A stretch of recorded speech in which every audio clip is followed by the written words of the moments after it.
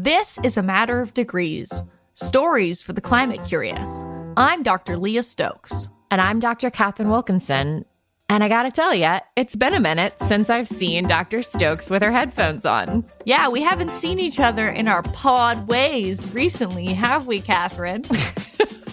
Mostly just, late night phone calls about the clean electricity standard and whatever else is going on. Are you trying to say that I'm a one-track mind?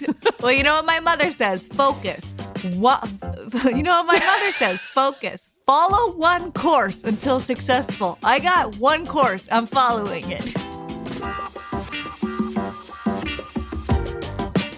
So don't get too excited because this is not yet the official start of season 2. Season 2 is coming.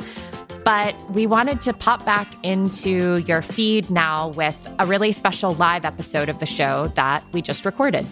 This is actually the first of 2 live episodes we'll be bringing you between our seasons. This first one is all about treating climate change like the global crisis that it is. We look at what's being done on the international stage to try to save us from the worst impacts of the climate crisis. And we decided to have this conversation with a really incredible expert and leader on this topic for such a long time, Mary Robinson. She was the president of Ireland from 1990 through 1997. And then she was the UN High Commissioner for Human Rights from 97 to 2002. She's now the chair of the Elders. She's a climate justice activist, a self-proclaimed angry granny for climate justice, actually. And she co-hosts the amazing podcast, Mothers of Invention. And we wanted to talk to Mary because she has spent so very much of her career thinking about how we advance human well-being around the world and how we solve the climate crisis with justice at the core. And we started out by asking Mary both a simple and a complex question. What is this thing these climate people are always talking about called the COP? The COP. What is it and why is it so important this year? Mary, thank you so much for taking the time. Thank you. I'm glad to be here. So we're going to talk today about the road to COP26, but we want to make sure everybody's on the same page of a basic understanding of what the COP even is. There have been 25 of them so far. Mary, would you just give us a little bit of a kind of 101? What is COP? How does it work? And in particular, what is an NDC? Well, briefly, the UN always makes things complicated because it's a very large organization. And at the Rio summit in 1992, the framework agreement, the Convention on Climate Change, decided to have an annual year where parties would commit to address the problem of climate change and reduce emissions. And they decided that the countries most responsible, the industrialized countries, should do more. And over time, they developed a Kyoto Protocol with some legal targets. But before the Paris Agreement, they changed that a bit and said every country has to decide to commit to do more, both to reduce emissions and to work on adaptation to climate change. So even the smallest countries that don't have large emission, they also joined in. And that's what we call the nationally determined contributions, because they're actually determined by the countries themselves. And that makes it more difficult to get real ambition, because countries tend to only want to do what they can comfortably get away with. And so it's really important that we have pressure from civil society and pressure from developing countries who are the most affected and who are in the front line, and indigenous peoples who are in the front line, urging that we don't have much time and it's very urgent.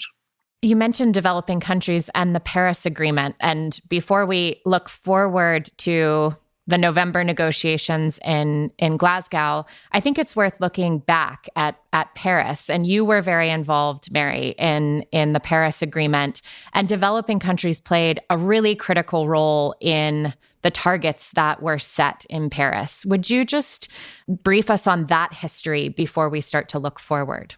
I will, Catherine, because I think it's really important that we understand how much we owe to the moral voice and the urgency of the small island states, of the poorest countries, of indigenous peoples worldwide, and of civil society worldwide.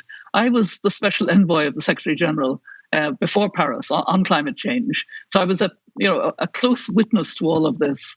And I saw in meetings before Paris how Tony de Bruyn, the foreign minister of the Marshall Islands, tiny atolls off the Pacific, used his moral voice to tell other ministers from the United States, from Europe, do you want my country to go under? Do you want us not to have any future?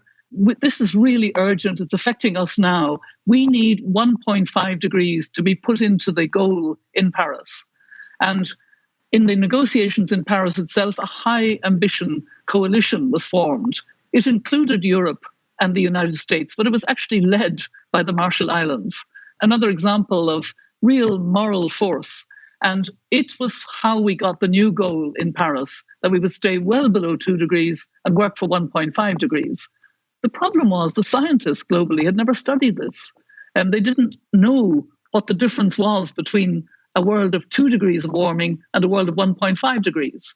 So the Paris Agreement asked them to study this, and they came out with this most important report in October 2018, the Intergovernmental Panel on Climate Change, which is the global scientists. And they actually said, now that we've studied it, we know that there is a huge difference between 2 degrees of warming and 1.5 degrees. Quite bad things could happen in that period. The Arctic ice might disappear, the coral reefs might disappear, and the permafrost, and there's a lot of permafrost around the Arctic, could melt and throw up not just carbon, but also methane, which in the short term is even more dangerous than carbon. So they said quite seriously and very sharply that the whole world needs to stay at 1.5 degrees. And that has increased the urgency enormously, because they said we have to reduce by 45% our carbon emissions by 2030.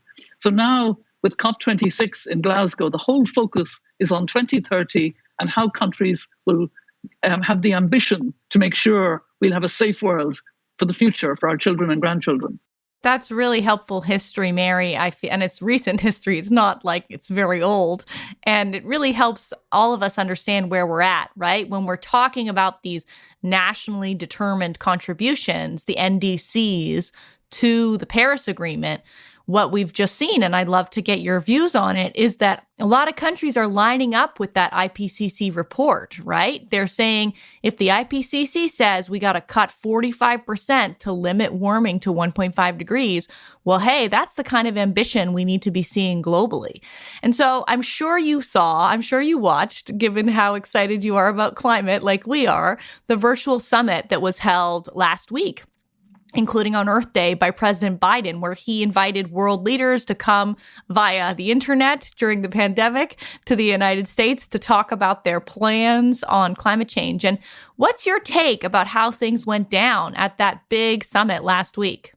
It was a very important summit, in particular because it was important to prove that the United States was back in a leadership position.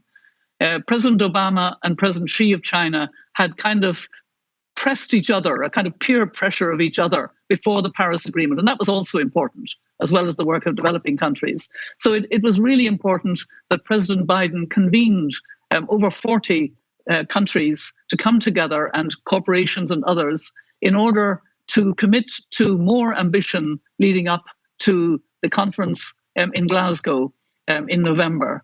And the United States committed, for example, to reducing its emissions by 50 to 52% on 2005 degree levels. This is quite technical, but let me put it this way. Before that, it had been 26%. Following the US example, if you like, Japan cut by 46 to 50% by 2030, and that's up from 30%. Canada went to 40 to 45%, up from 30%. And they also increased climate finance. In particular, President Biden said they would double climate finance. That is extremely important, because that's the other side, to help developing countries to be able to adapt to the climate shocks. Because the injustice of climate change is that the poorest countries and communities and small island states and indigenous peoples are affected disproportionately and are not responsible. So you also need the climate finance to fund adaptation. And both of those were helped by this recent Earth Day summit of the Biden-Harris administration. So that's very welcome, because the Trump years were very bleak for those of us who know how urgent the climate issue is. Yeah, and for those of us living in the United States, they were tough years, right? But sure. It's funny, early in the Trump administration, somebody interviewed me and they said, what do you think the Trump administration will be for on climate? And of course, it was terrible, and I thought that. But I said, Trump is for 4 years, climate change is forever. And we've got to keep our eye on that longer term prize. There will be times when there are leaders in some countries who are not going to lead.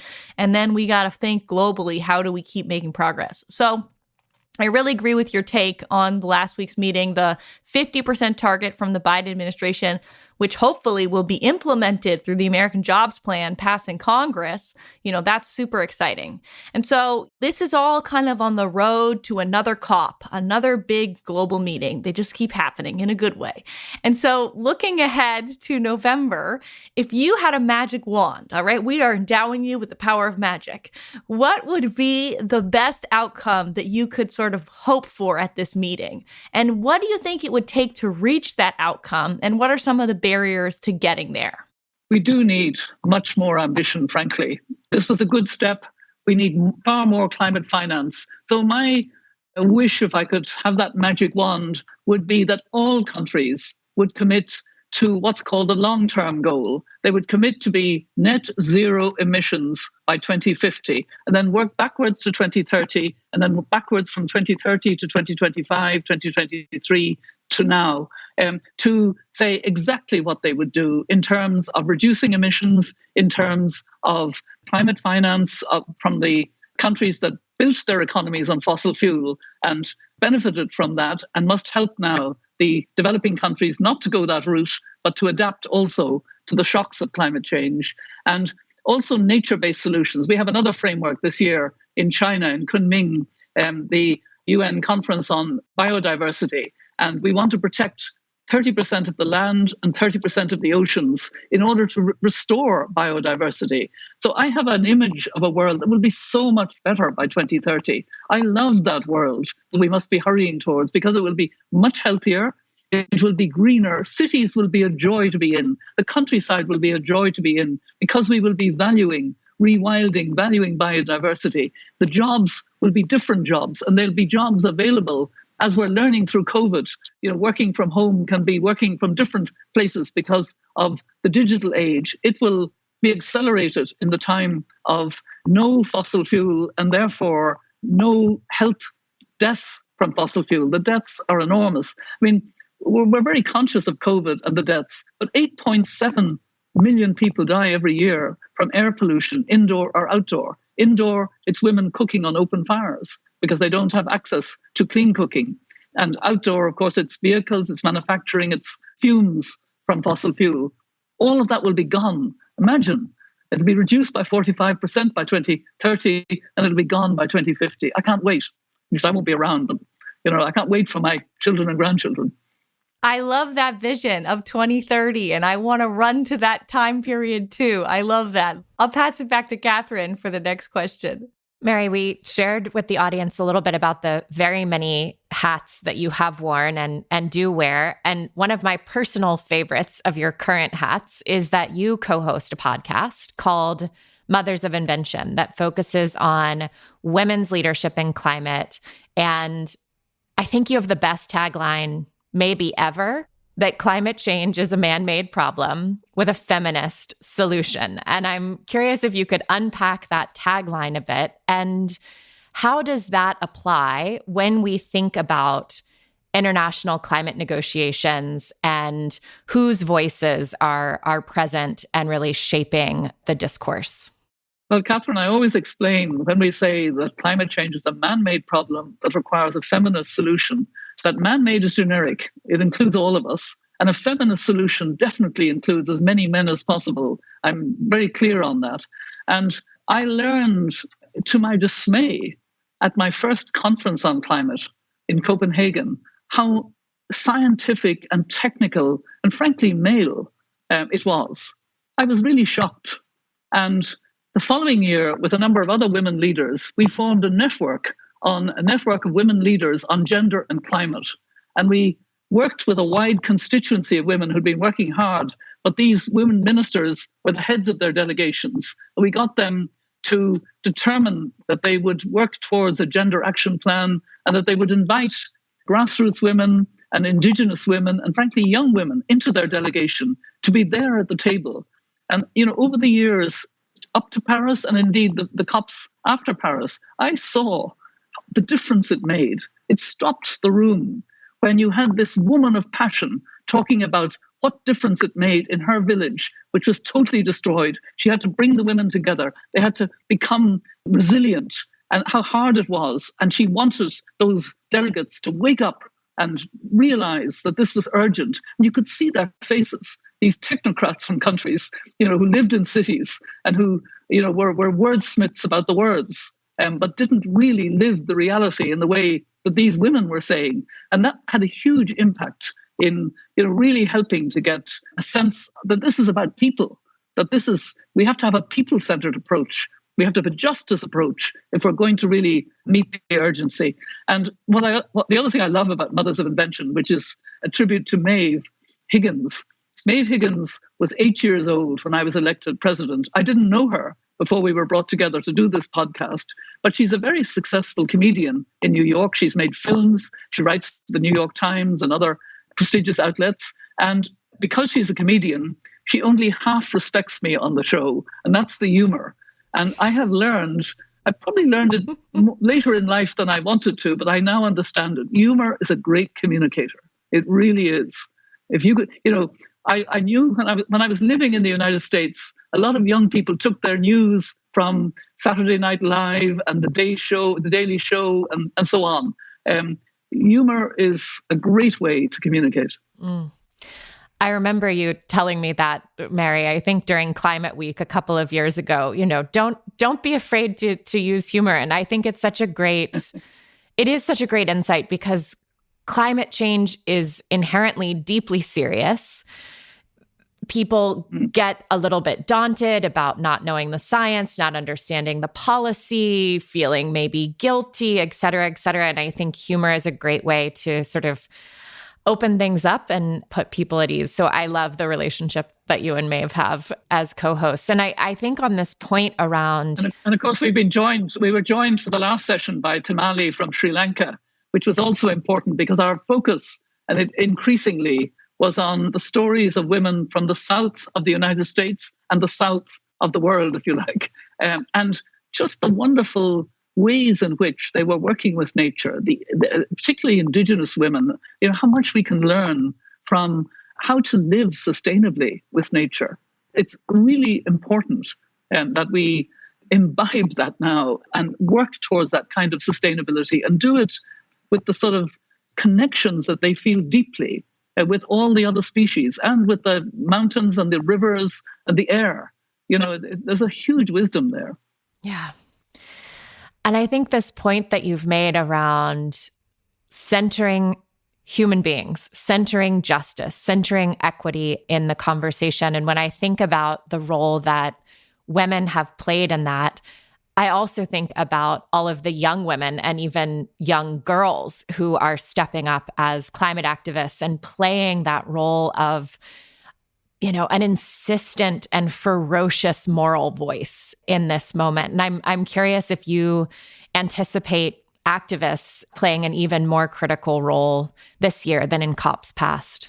I do. And actually, I love this intergenerational communication because the elders, and I'm now chair of the elders who were brought together in 2007 by Nelson Mandela to help to further his legacy after his death or before and after his death. And we understand that role of young climate activists. I mean, yes, Greta Thunberg, but there are millions of them. There are thousands of them. There's C. O'Connor in Ireland who brought me together last Friday, Fridays for Future, on Zoom with Naomi Klein and others to talk to the young climate activists. There's Shea Bastida, young Mexican who's studying now in the United States, a wonderful leader on climate, and so many others. And what has happened is the dialogue has changed completely. When I was growing up, it was a one-way traffic. You listened to your elders respectfully, probably with your head a little bit down. and the elder communicated wisdom and you absorbed it. That's not the case now. It's a two-way, because young people are digitally smart, they're connected, they've read the science, they understand, and they do feel that connection with those who are more disadvantaged, if I could put it that way, more affected by climate change. They feel a love, they feel a connection. They feel citizens of this world that is not coping well, and they're asking us to do a better job. And they're absolutely right. And they're saying, don't listen to us, we're just children. Listen to the science. Over and over again, that's what they say. And it's so smart. Yeah, we have a lot of these young women, young girls, activists in the United States. We've interviewed some of them on our show. And I have just a little funny story about one that both Catherine and I know pretty well, Alexandria Villaseñor. She is, I think, 14, 15 now. I've lost 15. track. And she's 15. Time does move, unfortunately or fortunately. And, she's great. She started she started an organization called Earth Uprising, which is a global organization that's helping youth kind of get plugged into climate. And I was on Sunday working on some activism, and we were doing a letter, and we were at 149 groups signed on to her letter. And obviously we wanted 150. And I thought, I wonder if I ask Alexandria, and I messaged her, and within 30 seconds, she'd already done it. It took her no time whatsoever. And I feel like that's the spirit of the Gen Z climate activists. They don't have time to mess around. They're just here to make things happen. They're doing their own activism, their own events, their own organizing. And they really bring such power and urgency in the way that they talk about these issues. And I think it's really transformed the whole climate movement globally, not just, in the United States or in developed countries, but all around the world. And we need them because we're not on track. Speaking of actors that we need to join the party in a helpful way, we've talked about the role of governments, we've talked about the role of civil society and activists, but of course, corporations will also be at the COP in November. And I'm curious, Mary, what your thoughts are about kind of the most helpful role that corporations can play and how we make sure that we're not getting greenwashed along the way. It is really important that corporations take on their appropriate responsibility and see this as being something they must take personally and get involved in. And there are leading companies who are doing that. I'm involved and linked with the B team of business leaders. And before the Paris Agreement in January 2015, the B team made a commitment that they would be net zero greenhouse gas emissions by 2050 and do it the climate justice way. And Christiana Figueres said at the time, this is fantastic to have some business leaders who are genuinely committing. Now, I've watched them push each other since then with peer pressure. There have been hiccups on the way, but they're still very committed. They're not greenwashing, but there are a lot of others, including fossil fuel companies who champion the bit of green they're doing. They spend more on advertising than they spend on the green work they're doing, the green projects they have. Some of them. That's a kind of greenwashing. And if companies seem to be good in what they're doing, but are part of corporate associations that are lobbying and leveraging to try to prevent the steps we need to take, and that's greenwashing as well. So we have to be very careful. The other group that we need to factor in, Catherine, is cities. I'm really pleased that so many cities, including happily in the United States, are really giving leadership, are committing to be zero by 2050 net emissions, and also with projects, and cities are working together, the C40 group of cities, etc. And we're seeing in corporations very good groupings as well of climate action corporations. But there is the danger of the greenwashing. There's also the danger, frankly, of offsetting as being the solution, meaning we will plant endless trees. And I've seen bad examples of trees being planted as a bulk planting in a country with no regard for nature, no regard for whether the trees will do well or badly, just because they can be counted as part of offsetting a climate responsibility. So we need to watch all these things. Absolutely. You know, we did a whole episode on that, and we're right there with you. There's great things to be doing with nature, but, you know, we got to get off fossil fuels. That's the number one thing. So we're coming in the last 5 minutes here of our conversation, and we want to do a little rapid round. It'll be fun, and Catherine and I will subject ourselves to it as well. So don't worry, we're not just throwing you in the hot seat here. And so we've got a bunch of quick questions that we'll each try to answer quickly, and I'll moderate the thing. All right, you guys ready? Ready, Mary? Okay, ready, Catherine? Okay. Ready as ever. All right. Hesitantly ready. Okay, so first question. Who is a global climate leader inspiring you right now? Catherine, you're first. Mary Robinson. Oh, too easy. Okay, Mary, your turn. I think it's the young climate leaders. I'm going to mention again C. O'Connor. She's about 15. She's from Cork in Ireland. She is so committed, and I would never have understood like she does, how individuals can and must make a difference. And that's what the young climate activists are doing, and they're the ones who inspire me. Yeah. And I know, I'm glad to say, quite a number of them now, personally by name, and know what they're doing. I'll give you a real answer, Leah.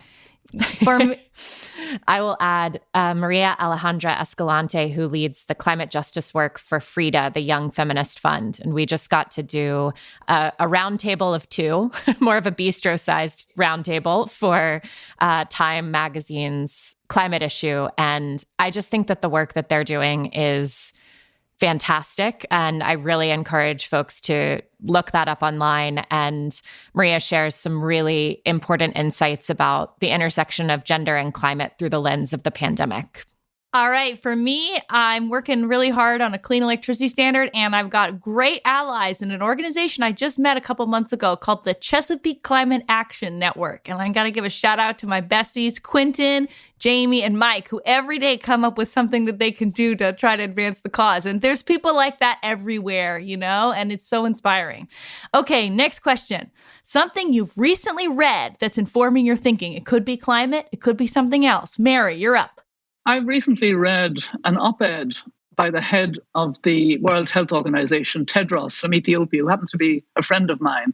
It was an article in the New York Times, and for a UN official, it was a really angry article about the unfairness of the access to vaccines, the vaccine nationalism.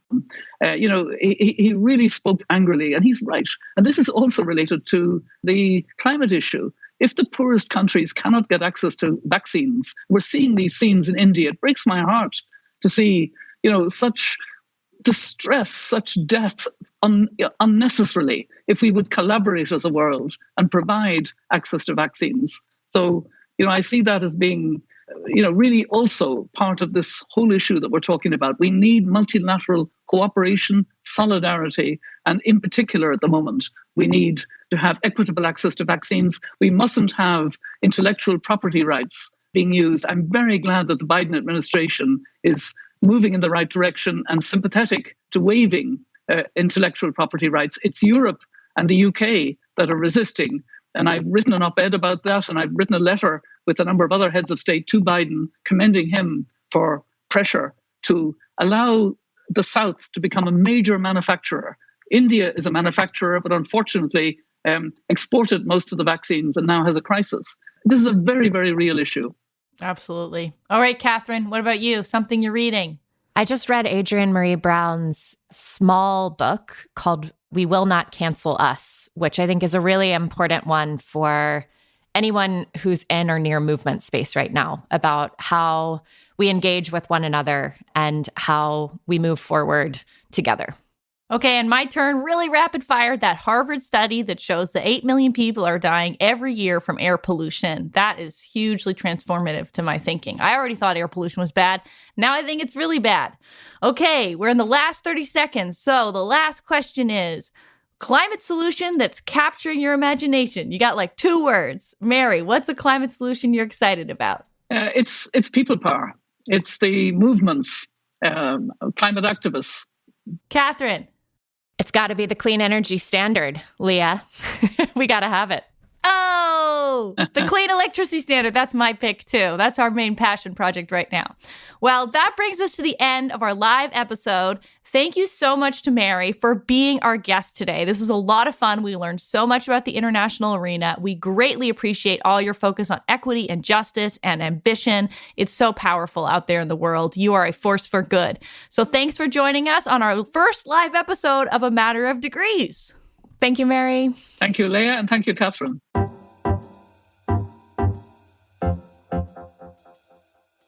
A Matter of Degrees is co-hosted by me, Dr. Leah Stokes. And me, Dr. Catherine Wilkinson. Extra special thanks to Mary Robinson and Bloomberg Green for making this episode possible. We are a production of Postscript Audio. Jamie Kaiser, Dalvin Aboaji, and Stephen Lacey produced the show. Sean Marquand edited, mixed, and composed our theme song. Our website was designed by Caroline Hadalac-Sono. The show art was designed by Carl Spurzum. And we'll be back soon with another live episode. And then season 2. So stay tuned.